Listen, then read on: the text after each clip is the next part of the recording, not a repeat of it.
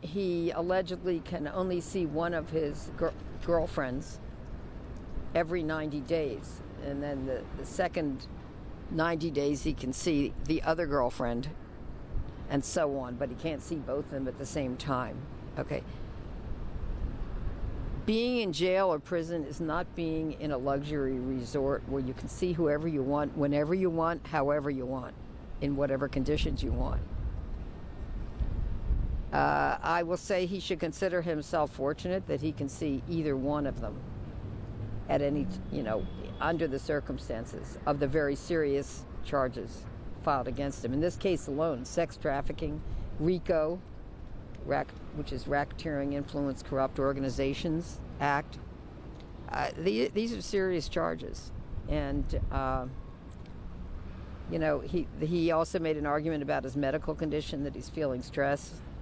Well, most people in prison do feel stress. So if you don't want to feel stress in prison, the best way is not to commit any crimes or not to do acts which could be considered crimes. So I have no sympathy for Mr. Kelly. My sympathy is for the victims who were very concerned about today, concerned that he might be released, and they're going to be very relieved when I tell them that bail motion was denied.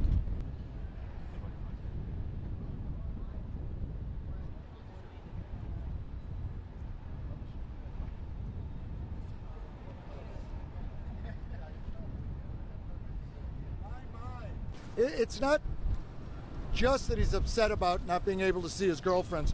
So Mr. Kelly lives with two women. These are his family. And the rules of the jail say that your family can visit, but they're archaic rules. They say that your wife, your husband, your mother, your father, your sister, your brother, your kids can visit, but your domestic partner isn't covered in the rules. Your girlfriends aren't covered in the rules. So these are effectively his domestic partners, and come on, it's 2019.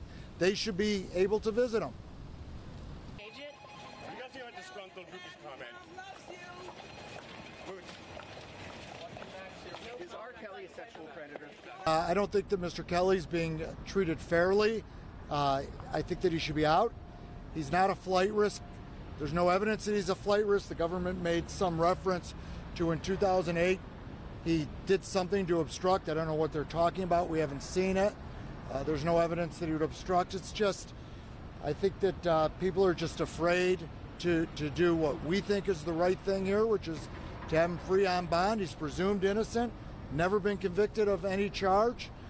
He'd be perfectly happy to be on some form of detention in his condominium in Chicago where he can work on the case. But the judge has ruled, and we respect the judge's ruling.